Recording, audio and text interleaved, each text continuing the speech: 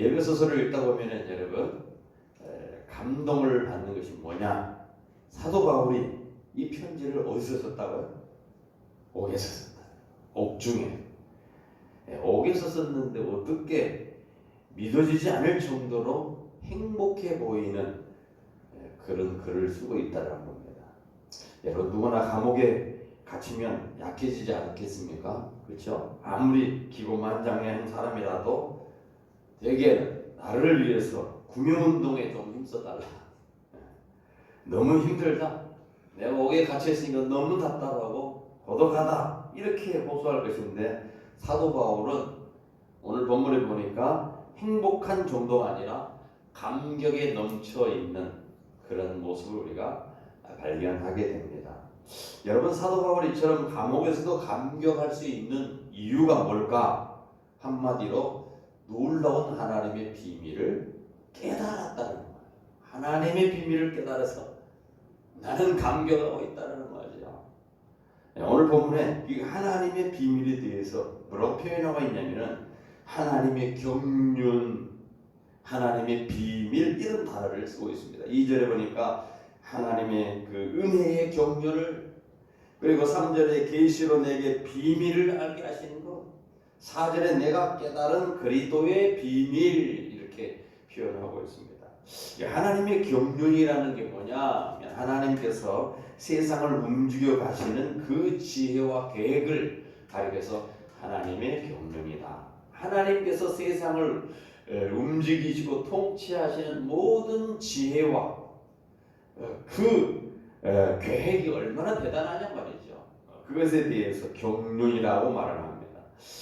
사람에게 감추어진 것이었다는 겁니다. 하나님께서 온 우주를 통치하시는데 운행하시고 모든 계획들을 집행하시는데 사람에게는 감춰진 비밀이라는 겁니다. 그런데 이 사도 바울은 지금 그것을 깨달았다는 거예요. 하나님께서 일하시는 어마어마한 그 비밀을 깨달았다는 거예요. 그래서 그런 감옥에서도 지금 행복하다는 거예요. 오늘 여러분의 이 어마어마한 비밀을 깨달은 사람인 줄 믿으시기 바랍니다.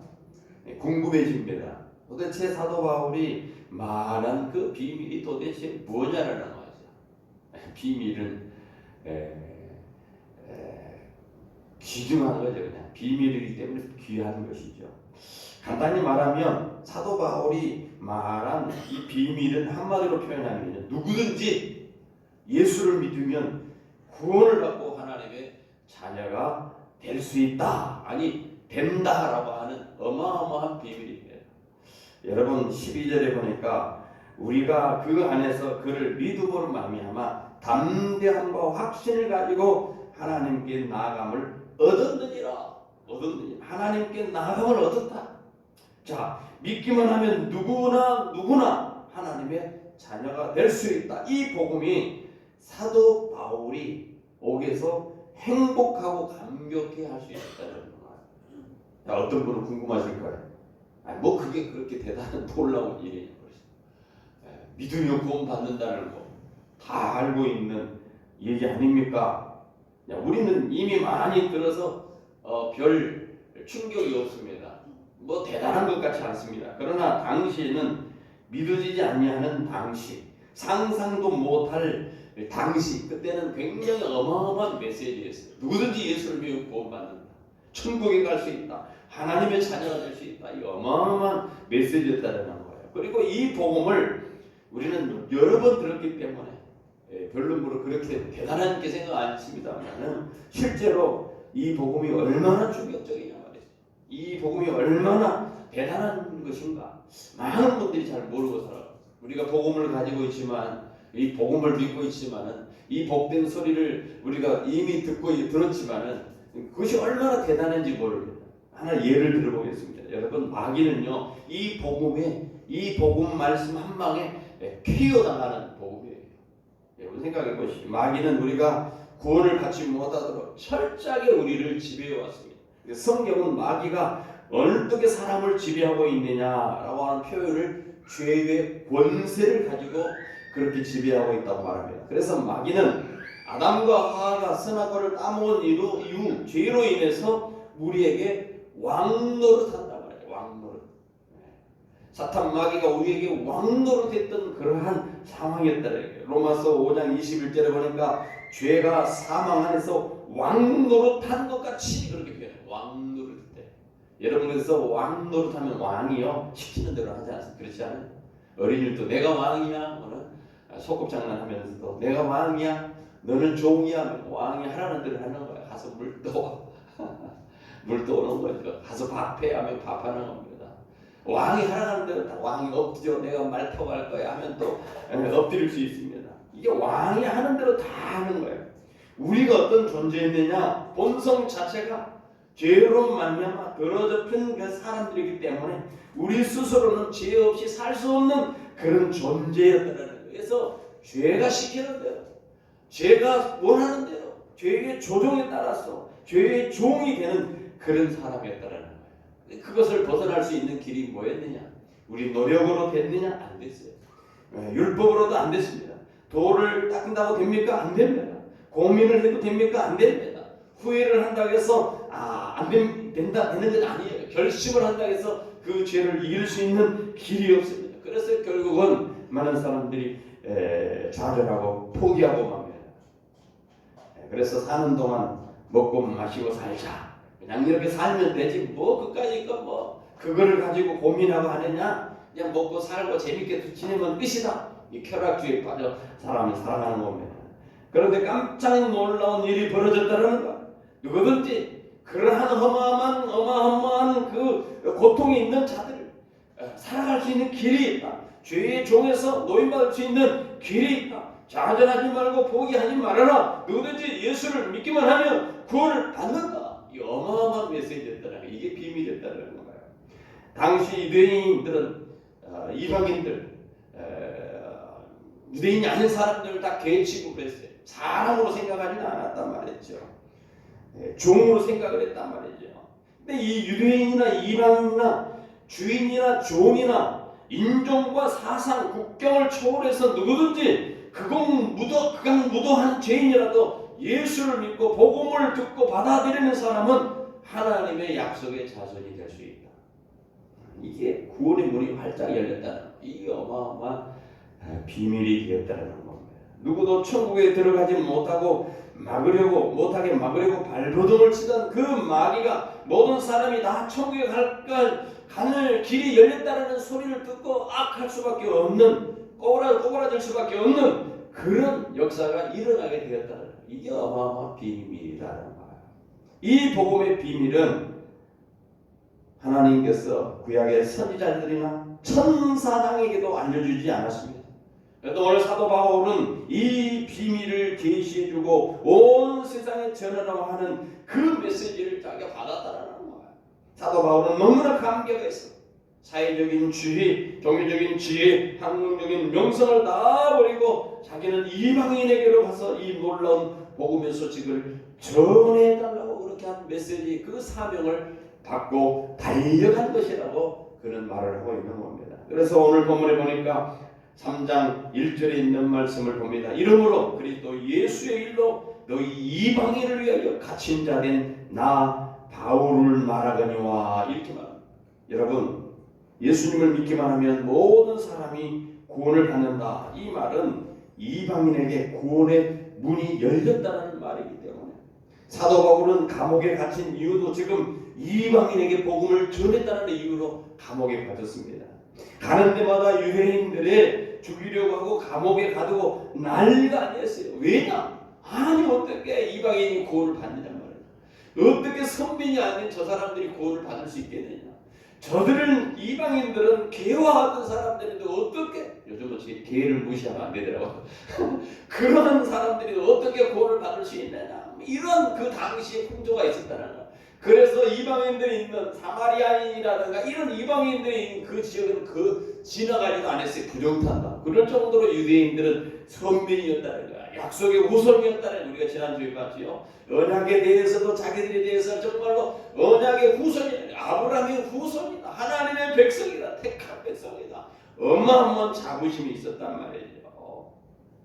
그런데 여러분요, 이 가는 데마다 유대인들을 죽이려고 하고 감옥에 가두고 난리가 나는 그 상황 가운데 지금 사도 바울이 어떤 사람이 됐다고? 이방의 복음을 전하고 이방에게 하나님의 그 비밀, 구원의 비밀, 누구든지 예수를 믿으면 구원받는다, 그 비밀을 전하는 자로가 지금 사명을 받고 지금 살아간다. 이거 그 의도를 지금 얘기하고 있는 겁니다. 오늘 본문 6절에 한번 보십시오. 여러분, 원래는 우리가 어떤 사람들이었습니까? 우리가 2장의 말씀에서 봤죠. 2장 11절 12절에 쭉 보니까 우리가 원래 어떤 사람이었다고 지난번에 말씀을 드렸습니까? 우리는 이방인이었다라는 거예요. 너희는 그 성경에 보니까 너희는 그때를 한번 생각을 해봐라. 2장에 보세요. 너희는 그때를 한번 생각해봐라. 너희들은 어떤 사람이었느냐. 쭉 11절에서부터 쭉 나오면 그때 12절에 그때 너는 그리스도 밖에 있었다. 이스라엘 나라 밖에 사람이었다. 약속의 언약들에 대하여 외인이었고 세상에 소망이 없고 하나님이 없는 자였다. 전에는 이제 멀리 있던 너희가 그리스도 예수 안에서 예수의 그리스도의 피로 가까워졌다. 하나님께 나아가는 길이 열렸다. 길이 열렸다. 그렇게 이방이었는데 오늘 본문 3장 6절에는 어떤 사람이 되느냐. 이는 이방인들이 복음으로 말미암아 그리스도 예수 안에서 함께 상속자가 되고 함께 지체자가 되고 함께 약속에 참여한 자가 되리라. 어마어마한 메시지죠. 옛날에는 이방인이었어요. 약속의 외인이었어요. 그 소망이 없었어요. 하나님도 없었던 사람들이었어요. 외인이었어요. 언약의 밖에 사람이었다는. 오늘 본문 6절에 보니까 이방인들이 복음으로 말미암아 예수를 믿으면 구원받는다. 이 복음으로 말미암아 예수 그리스도 안에서, 예수 그리스도 밖에 있는 존재가 아니라 예수 그리스도 안에 들어와서 함께 이 선민들과 함께 이제 하나님의 상속자가 됐다. 상속자가 자손이 됐네. 가족이 됐다는 거야. 함께 지체가 됐다. 끊을 수 없는 거야. 함께 연합체가 됐다는 거야. 교회 공동체에서 연합체가 되고 함께 약속에 참여한 자가. 이 약속이 뭡니까? 하나님의 영원한 생명의 약속 아닙니까?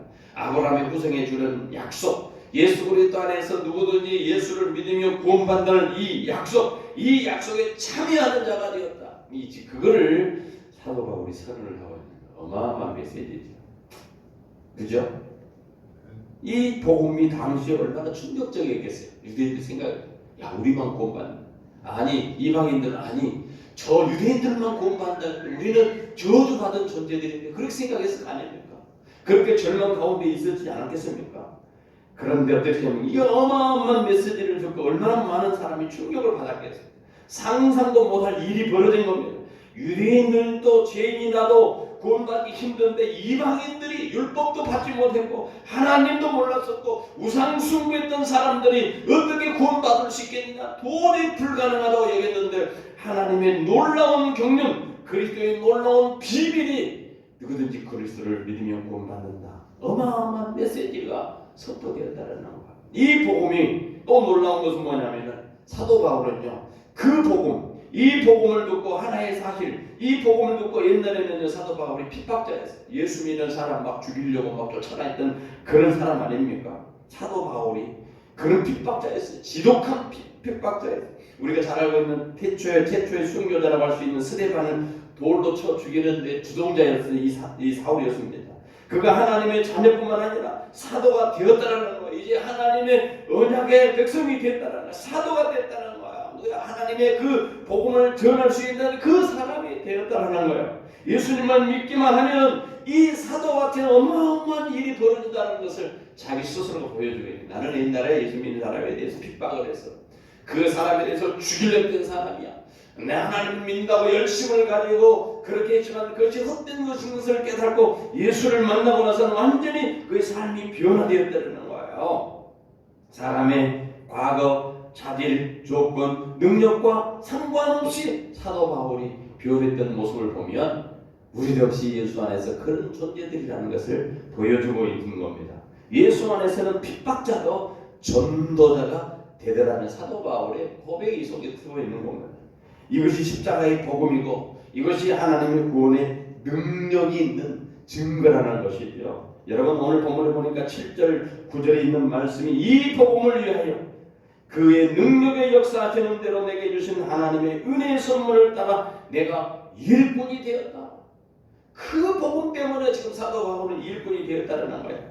모든 성도 중에 지극히 작은 자보다 더 작은 나에게 이 은혜를 주신 것은 사도 바울이요 얼마나 핍박했던 사람입니까? 자기 생각하는데 하던 사람은 어떻게 구원받아? 하나님의 저주를 받아 마땅한 사람인데, 그런데 하나님께서 그 자기 자신이 그 얼마나 그 잘못된 죄를 했음에도 불구하고 예수를 믿으면 구원받는다는 이 어마어마한 복음이 자기에게 들려지고 나서부터 완전히 바뀐 거예요. 얼마나 하나님의 사랑이 어마어마한가, 그 풍성이 어마어마한가, 그것이 얼마나 놀라운가를 오늘 사도 바울은 말합니다. 측량할 수 없는 그리스도의 풍성함을 이방인에게 전하게 하시고, 측량할 수 없다. 측량할 수 없다. 우리가 메시지를 생각해 보았죠. 놀라운 하나님의 긍휼이 풍성하신 그 하나님. 사도 바울은 그거입니다. 긍휼이 풍성하신 하나님. 다 죽어 하나님의 진노 아래, 죄 때문에 저주 아래, 영원한 형벌 아래 놓여있던 사람이, 아니 죽었던 사람이, 생명이 없던 사람이, 영원히 사망에 이르렀던 그 사람이 예수를 믿고 구원받아 생명을 얻는 그 어마어마한 일이 벌어졌다는 그 하나님의 긍휼에 풍성하신 그 하나님, 그것을 생각을 하면서 오늘 본문 말을 하고 있는 거예요. 그리스도의 풍성함을 이방인에게 전하게 하시고, 영원부터 만물을 창조하신 하나님 속에 감췄던 비밀의 경륜이 어떠한 것을 드러내게 하려 하십니다. 하나님 속에 감췄어요. 누구도 예측 못했어요. 누구도 생각해놓은 거 없어요.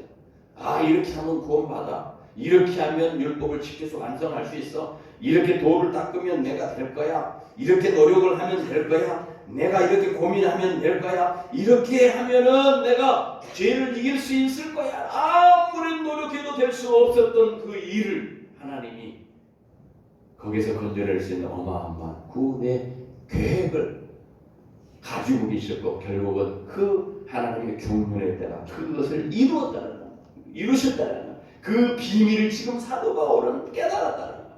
어마어마한 비밀이죠. 감췄던 것이 드러난 비밀이죠. 그래서 이것을 성경은 뭐라 하냐? 복음이다. 복음, 가스펠, 복된 소식이래.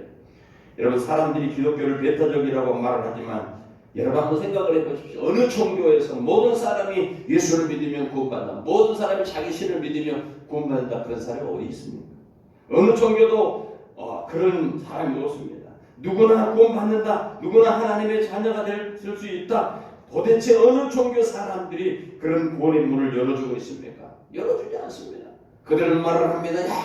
열심히 돌을 닦아라, 열심히 고뇌를 해라, 열심히 연구를 하고 열심히 선행을 해라, 그러면 조금 거기에 들어갈 수 있는 길이 열릴지 모르겠다, 이렇게 말하는 거 아닙니까? 세상 종교는. 그러나 기독교는 그렇지 않아요. 우리에게 노력하라고 하지 않습니다. 율법을 지키라고 말하지 않습니다. 선행을 행하라고 말하지 않습니다. 더 많은 도를 닦으라고 말하지 않습니다. 더 많이 회개하라고 말하지 않습니다. 우리에게 뭐라고 하니까 예수 그리스도를 믿어라. 예수만 영접하면 끝이다. 어마어마한 비밀입니다. 여러분, 벼랑 끝에는 빛이 있다라고 하는 책이 있습니다. 데이빗이라고 하는 이 무슬림 전도자가 쓴 그 책입니다. 이 무슬림 전도자 데이빗이라고 하는 분이 무슬림에게 사랑과 구원의 확신이라는 교리가 없다라고 하는 그런 말을 했습니다. 왜 그러냐? 무슬림은 천국 가고자 하는 마음에 선행을 많이 베풀지만은 구원의 확신을 얻지 못한 채 늘 불안해한다, 그런 말을 했습니다. 이것이 바로 종교예요. 이것이 종교. 세상 종교예요. 열심히 착한 일을, 선한 일을 해. 그러나 마음속에 내세에 불안. 불교도 마찬가지, 무슬림도 마찬가지. 여러분, 구원받을 조건을 잔뜩 열거하고 있지만 누구나 그것 조건에 충족될 수 없어요. 여러분, 그러나 복음은 누구나 구원받을 길이 열려. 주 예수를 믿으라. 그리하면 너와 내 집이 구원을 얻을 것이다. 여기에는 어떤 누구도 배타적이 없어요. 예수만 믿으면 구원의 길을 열어줄 수 있다. 하나님께서 우리를 위하여 이루신 구원 역사, 이것을 보여줬다는 거예요. 얼마나 놀라운 구원 역사입니까? 우리가 거기에 반응할 것은 오직 한 가지입니다. 믿는 거야. 하나님이 하셨다는 걸 믿는. 여러분, 그런데 믿음이 어떻게 하는 것입니까? 믿음은요, 하나님의 약속에 대해 더 이상 두려워하지 않고 염려하지 않는 게 하나님이 예수를 보내서 누구든 예수를 믿으면 구원받는다. 거기에 대해서 그 약속에 대해서 더 이상 신뢰하고 더 이상 두려워하지 않고 그것에 대해서 염려하지 않는 거 이게 믿음이에요. 사실 하나님 믿는다면서 맨날 두려워요. 걱정에 내가 죽으면 천국 갈까. 이거 믿음이 아니에요. 믿음 없는 사람이 그렇게 하는 거예요. 여러분 어떤 청년이 무디 목사님에게 찾아와가지고 나는 속죄에 확신이 없습니다. 제사에 확신이 없습니다. 무디 목사님께서 청년에게 요한복음 1장 12절을 읽어줬어요. 영접하는 자 곧 그 이름을 믿는 자에게는 하나님의 자녀되는 권세가 주어졌다. 그러나 이 청년은 믿어지지 않는다고 또 했습니다. 무디 목사님은 이번에는 로마서 8장 1절 말씀을 읽어줬습니다. 로마서 8장 1절 그러므로 이제 그리스도 예수 안에 자는 결코 정죄함이 없느니라. 이 말을 듣고도 청년은 자기 죄를 회개하였지만 여전히 용서받는 것과 자신이 구원받았다는 사실이 믿어지지 않고 있다라고 말을 합니다. 이제 무디 목사님은 요한일서 1장 9절을 읽어줬습니다. 만일 우리가 우리 죄를 자백하면 그는 미쁘시고 의로사 우리 죄를 사하시며 우리를 모든 불의에서 깨끗하게 하실 것이니라. 그래도 청년은 확신이 생기지 아니하였습니다. 그러자 무디 목사님은 불같이 화를 내면서 젊은이 자네가 도대체 뭔데 안 믿는 거야? 하나님께서 자네를 용서하셨다고 한 이만큼 용서하셨다고 하는 만큼 말씀했다면은 그걸 믿어야지. 왜 안 믿어? 하나님이 용서했다는데 왜 네가 안 믿고 있느냐고. 여러분 그렇습니다. 믿음이라는 것은요 하나님의 약속을 알았으면 더 이상 의심하지 않고 붙드는 거예요. 그게 믿음입니다. 그것이 하나님을 향한 신뢰입니다. 신뢰. 제가 늘 설명을 했죠. 또 오늘 한 번 더 하겠습니다. 내 친구가 너무 좋은 시계를 차고 있었습니다. 예화예요. 예화.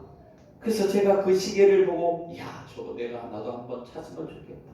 어느 날 친구가 샤워하러 들어갔는데 내가 그 시계를 다 훔쳤어요. 집에 와서 너무너무 좋은 거야. 그래서 보고 차고차고. 그런데 어느 날 마음에 갇히게 옵니다. 친구를 보면 자꾸 훔친 시계가 생각이 나고. 그래서 안 되겠다. 이 시계를 돌려줘야 되겠다. 그리고 이 시계를 다시 친구 앞에 돌렸습니다. 친구 미안해. 내가 시계가 너무너무 탐나서 한번 찬다는 것이 내가 훔쳤어. 미안해. 그럴 수 있지. 그래 알았어. 용서할게. 다 잊어버릴게. 이렇게 친구가 얘기를 했습니다. 그런데 제가 생각하는 그 다음날 친구가 시계를 차고 있는데 친구한테 말합니다. 친구 내가 지난번에 시계를 훔친 거 미안해. 알았어. 내가 용서할게. 다 알고 있다고. 또 그 다음날 와갖고 친구 미안해. 내가 그 시계를 보는데 생각나는데 내가 지난번에 그 시계 훔친 거 용서해줘. 미안해. 알았다고. 용서했다고. 그만하자고. 그 다음날 또 와가지고 미안해. 용서해줘. 친구가 화를 뺄 때는 야 인마 내가 이미 다 용서했는데 자꾸 왜 그렇게 그걸 가지고 나한테 오느냐. 우리가 마찬가지예요. 우리가 하나님 앞에 나가면 하나님 우리 죄를 용서해줬다는데 용서했다는 그 사업에 대해서 믿어야 되는데 안 믿는 것은 뭐냐? 내가 용서받았다라고 하는 확신을 안 하는 거야. 신뢰를 안 하는 거야. 친구의 말에 신뢰를 안 하고 내가 계속해서 말하는 거와 똑같다는 거야. 우리가 하나님이 우리에게 우리를 위해서 예수 그리스도 보내주고 누구든지 예수를 믿으면 죄 용서 받는다 하면 그 사실에 대해서 신뢰하는 것이 믿는 거예요. 용서했다라는 믿는 거예요. 그리고 그 용서했다라는 마음을 가지고 용서해 준 것에 대해서 감사하고 살아가는 거. 이게 신자의 생활이라는 거예요. 이 확신이 필요합니다. 여러분 믿음이라는 것은 하나님께서 내 죄를 용서해 줬다. 예수 그리스도의 십자가의 보혈로 하나님과 가까이 나갈 수 있는 길을 열어놨다. 예수 그리스도의 보혈을 너 죄를 용서했다고 했다면 그것을 신뢰하면 이제 이미 끝난 거예요. 저 사망에서 생명으로 옮겨진 거예요. 하나님을 모르고 세상에서 소망이 없던 사람이 하나님을 아는 자로 이제 소망을 가진 자로 영생을 가진 자로 살아가면 되는 거예요. 그 다음에 문제는 그거예요. 그것이 바로 신앙의 모습입니다. 믿음이라는 것은 내가 염려하거나 의심하거나 다시 되묻고 하는 것이 아니라 하나님 감사합니다. 베풀어 주시는 데 감사합니다. 구원 무료로 주시니 감사합니다. 사랑합니다. 받아들이는 겁니다. 이 일이 우리가 할 수 있는 일이에요. 그것밖에 없어요. 이게 바로 믿음입니다. 유명한 후안 카를로스 오르티즈라고 하는 목사님이 있습니다. 이 목사님이 한때 자신이 죄인이라고 하는 그 죄책감이 너무 고통스러워 고통을 겪었습니다. 그 죄책감 때문에 병까지 생기게 됐습니다. 그런데 어느 날 성경을 읽다가 우리의 모든 죄를 사하시고 라는 이 말씀을 읽는데 그것이 마치 하나님의 음성처럼 들리기 시작했어요. 우리의 모든 죄를 사하시고. 그 음성이 들리는 마음을 듣고 야 나는 이제 네가 알고 있지 못하는 너의 죄도 다 용서하였다. 너 때문에 아니고 예수 그리스도의 피 때문에 너를 용서했다. 그런데 자신을 용서하지 못하는 너는 도대체 뭐냐? 나보다 네가 더 거룩한 자냐? 왜 하나님께서 다 용서했다고 하는데 너는 믿지 못하느냐? 그 마음에 가책이 왔습니다. 그 말씀이 떠오르는 이 오르티즈 목사님은 자신을 받아들이는 것이 자신의 행위와는 상관이 없다는 사실을 알았어요. 내가 어떤 존재인가에 대해서 생각할 때 자신이 험악한 죄인이고 허물 많은 죄인이고 타락한 죄인이라는 생각을 가지고 자기 자신을 보지 말라는 거예요. 이미 주님께서 보는 그 눈으로 바라보는 것이 믿음이라는 겁니다. 여러분, 목사님은 놀라운 평안과 친밀스러운 행복감을 그 후로부터 맛보게 됐습니다. 왜? 예수님의 피만 보면서 예수님의 피가 나를 용서했지. 예수님께서 그 십자가에 죽으심으로 내 죄가 이미 끝났다. 내 행위와 상관없이 하나님께서 하시는 일이다. 그 하나님의 일을 바라볼 때 평안을 얻게 됐다는 거예요. 그리고 그런 이후에 3일 후에 그가 앓고 있던 모든 병도 깨끗하게 나았습니다. 여러분, 우리의 구원은 이미 다 이루어 놓으셨어요. 우리가 지난주에 부활주의를 보냈죠. 예수님과 함께 우리는 죽었어요. 아멘입니까? 네. 죽은 것으로 끝나는 게 아니에요. 예수님과 함께 부활한 사람들입니다. 아멘. 하나님께서 다 이루어 놓으셨습니다. 우리는 믿음으로 취하면 되는 겁니다. 명심해야 됩니다. 우리 자신을 바라보면 언제나 절망해요. 나 같은 사람이 어떻게 구원받아? 나 같은 허물 많은 사람, 나도 나같이 이 더러운 사람이 어떻게 천국에 갈 수 있어? 하나님의 자녀를 할 수 있어? 그러나 예수님을 바라보면 언제나 확신이 가능합니다. 구원만 믿음으로 얻는 것이 아닙니다. 구원만 믿음으로 얻는 게 아니에요. 믿음으로 승리도 얻는 삶을 우리는 살아갈 수 있는 사람들입니다. 여러분, 예수님만 바라보면 언제나 승리할 수가 있습니다. 우리가 잘 알고 있는 이지선 씨 알지? 지선아 사랑의 이 책을 쓴 사람이 지선아. 여러분 보셨어요? 이분이 이대 유아 교육학과 4학년 다니던 때죠. 2000년 7월에 도서관에서 공부를 마치고 귀가하던 중에 음주운전하던 사람에 의해서 교통사고를 당했습니다. 이분이 교통사고 날 때 전신의 55%에 해당하는 3도 화상, 중화상을 입은 바 있습니다. 당시 이지선이라는 분은 30번이 넘는 수술을 하게 됩니다. 얼굴에 회복하지 못하고 여러분 엄지손가락을 제외한 나머지 손가락 한마디씩 결단해야 되는 그런 어마어마한 아픈 그러한 수술을 했습니다. 보통 사람이라면 생각을 해보십시오. 저 같아도 이제 더 이상 살만한 그런 희망이 없다라고 생각을 답답한 상황이었습니다. 그렇지만 이지선 씨는 당시 고난을 딛고 꿈을 향하여 한 걸음씩 나아갔습니다. 당시 자신의 모습을 담은 자서전 에세이라고 지선아 사랑해라고 하는 그 책을 출간해서 화제를 했습니다. 보면은 살 가망이 없다고, 살아도 사람 꼴이 아니라고 의료진들이 굉장히 비관적인 그러한 태도를 보이면서도 그에게 그렇게 말했습니다. 그럼에도 불구하고 재활 치료를 이겨내고 비록 이전과는 전혀 다른 얼굴로 얼굴 보면 여러분 화상 입으세요. 어떻게 되겠어요? 다른 얼굴이지만 지선이는 두 번째 인생을 힘있게 살아가고 있다는 거예요. 여러분, 이 지선아 사랑해라고 하는 이것은 이지선 씨의 이 신앙의 고백이에요. 자서전적 고백입니다. 지선이가 처음에는 자기 거울의 얼굴에 비친 자신의 얼굴을 보면서 엄청나게 충격을 받았다는 거예요. 그렇지만 그 순간 놀라운 것은 하나님께서 자신을 사랑하신다는 사실을 그가 믿게 됩니다. 하나님이 자신을 사랑한다면 나도 내 자신을 사랑해야 하는구나 라고 하는 결심을 가지고 다시 거울 앞에 서서 거울에 비친 자기에게 지선아 안녕 이렇게 말을 해요. 그렇게 고백을 하면서 믿음의 삶, 순종의 삶, 감사의 삶을 시작하게 됐습니다. 여러분, 지선이가 유머가 많이 있던 사람입니다. 사람들이 자꾸 자기를 쳐다볼 때 그게 생각해요. 내가 연예인인가 왜 사람들이 자꾸 쳐다보지? 그 정도로 생각을 했다는 거예요. 여러분, 이지선 씨의 책에 고백하기를 10년간의 고난 끝에 그녀가 깨달은 가장 귀중한 진실이 뭐냐? 삶은 선물이다. 우리는 선물을 받고 살아가는 사람들이라는 겁니다. 여러분, 그 고백을 듣는 많은 사람들이 그래, 이지선 같은 사람도 살고 있는데 내가 얼마나 힘든 삶을 살고 있을지만 나도 희망적으로 살아야 되겠다. 많은 사람에게 그런 위로와 희망을 주는 사람이 되었습니다. 어느 자매가 그런 표현을 사라져서 이렇게 예쁘게 사라져서 고맙다라고 할 정도의 그런 믿음의 승리의 삶을 살았습니다. 이지선 씨가 지금은 이제 원래 이대 졸업을 하고요. 미국 보스턴에 있는 재활상담학 석사, 칼럼비아 대학에 가서 사회복지학 석사, 그리고 2016년에 LA에 있는 캘리포니아 대학 사회복지학 박사학위를 받았습니다. 그 후에 귀국을 했습니다. 기독교인들이 제일 놀라고 어마어마한 수제들이나 들어갔다는 그 한동대 상담학, 심리학, 사회복지학 교수로 거기에서 재직을 했습니다. 그리고 이제 거기에서 있다가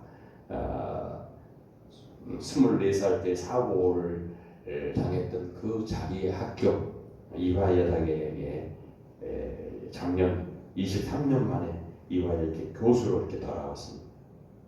그러면서 그녀가 그 모교에서 가르치는 기쁨을 해주셔서 너무너무 감사하다. 그런 고백을 했습니다. 여러분, 우리가 겉으로 볼 때는 어떻게 뭐 그런 살아갈 수 있을까? 절망적이지 않겠습니까? 그러나 그렇게 하나님께 사랑을 받은 사람, 하나님의 사랑을 깨달으면 승리할 수 있습니다. 삶의 어려움도 넉넉하게 승리할 수 있습니다. 여러분, 우리는 우리의 자아상을 어떻게 그리고 계십니까? 여러분, 여러분에 대해서 어떻게 여러분 생각하고 있습니까? 여러분이 누구라고 생각합니까? 오늘 성경은 우리에 대해서 누구라고 얘기합니까? 어마어마한 복음의 비밀을 아는 사람입니다. 아무나 알 수 있는 비밀이 아니라 천국의 복음, 하늘나라의 복음, 생명의 복음을 우리가 아는 사람이다라고 하는 거예요. 그런 어마어마한 복음을 가진 내가 이 세상에 살아가고 있다. 여러분, 그런 자화상을 한번 그려보시기 바랍니다. 여러분, 미자립교회 개척교회 목사들이 목회를 하다 보면은요, 굉장히 부채가 많이 늘어납니다. 빚이 많이 늘어납니다. 다들 그런 건 아니겠습니다만 저도 경험자로 빚을 많이 진 사람입니다. 그래서 자꾸 그 부채로 인해서 위축이 되는 거예요. 스스로도 내가 이렇게 힘든데 이게 목회를 할 수 있을까? 그러나 제가 그럼에도 불구하고 내 속에 생각하는 것은 그냥 믿음으로 내가 하나님께 맡기는 훈련을 하는 것입니다. 하나님께 맡겼으면 내가 아까 말씀에 두려워하지 말아야지. 하나님께 맡겼으면 염려하지 말아야지. 이게 내 마음의 믿음입니다. 여러분, 그래서 재정 문제를 놓고 늘 하나님께 나아가는 것. 여러분의 교회 재정을 위해서 주님께 나아가 기도해 주시기 바랍니다. 공동체를 생각하고 기도하는 거 꼭 필요합니다. 교회를 이루고 하나님의 나라를 확장하는 일에 우리가 부흥을 받았고 이방인까지 복음을 전해야 될 사도 바울의 복음이 그 이방인에 가는 것을 기뻐했다면 우리도 마찬가지로 복음을 증거하는 일, 교회를 통해서 공동체를 통해서 확장해 나가는 것이 우리의 사명인 줄 믿습니다. 그렇습니다. 여러분, 혹시 예수 믿고 예수 안에서 세상의 두려움이 다 사라졌습니까? 아직도 예수 믿는 아직도 염려가 우리 속에 뿌리내리고 있습니까? 여러분, 우리의 환경, 상황, 형편, 처지를 보면은 우리가 절망할 수밖에 없어요. 우리 스스로를 보면은 우리가 위축될 수밖에 없습니다. 우리 자신을 보면은 좌절할 수밖에 없습니다. 그러나 우리가 바라봐야 될 것은 누구를 봐야 돼요? 하늘나라를 바라봐야 돼요. 예수님을 바라보면 소망이 생기는 거예요. 부활을 바라보면 소망이 생깁니다. 감사가 생기는 거예요. 이미 나는 죽었던 사람이기 때문에 다시 사는 사람으로 생명 얻는 사람이다라고 하는 그런 마음을 갖지 않겠습니까? 그리고 나를 향한 하나님의 계획이 어떤 것인지, 도대체 하나님이 왜 나를 이곳에 두고 있는지, 왜 이게 하나님이 나를 믿게 하시는지 분명한 하나님 뜻이 있지 않겠습니까? 그 뜻이 무엇인가?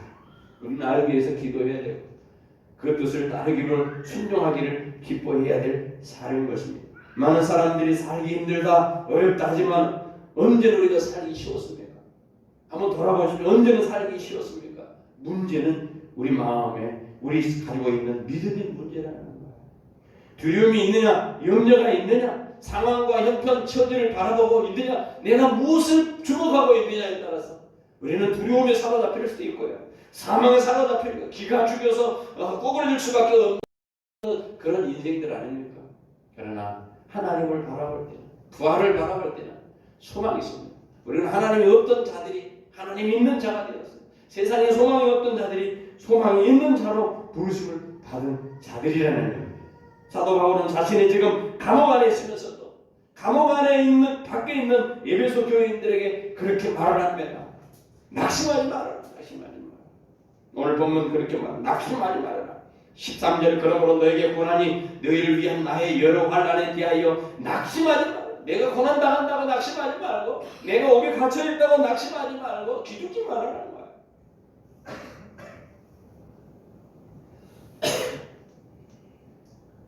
그럼 너희에게 고난이 너희를 위한 나의 환난에 대하여 낙심하지 말라. 이는 너희의 영광이니라. 영광. 세상 살아가는 것이 하나님이 주신, 우리에게 주신 영광이에요. 아멘.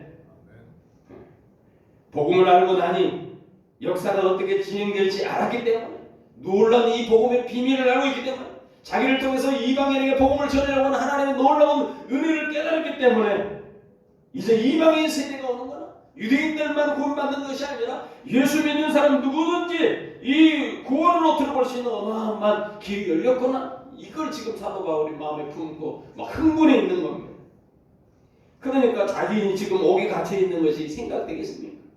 오히려 자랑스럽다고 말하는, 영광이라고 말하는 겁니다. 이런 믿음의 위대한 삶을 만드는 게 뭐예요? 하나님의 놀라운 구원에, 하나님의 어마어마한 그 비밀을 알았다. 여러분과 저는 그 비밀을 깨달은 줄 믿으시기 바랍니다. 이미 소유하고 이것보다 중요한 게 뭐가 있겠습니까? 그렇죠? 삶이 아무리 힘들어도 나는 죽고 이제 예수로 사는 사람들, 나는 이미 십자가에 못 박아 죽었습니다. 예수로 살아가는 사람들입니다. 더 이상 염려하지 않습니다.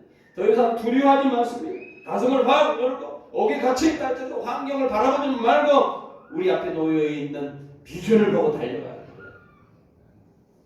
저는 우리 모두가 예수님을 의지하면 이런 승리의 그런 결과를 반드시 부를 수 있는 것을 확신합니다. 여러분과 제가 그런 사람이 되어주기를 간절히 소원합니다.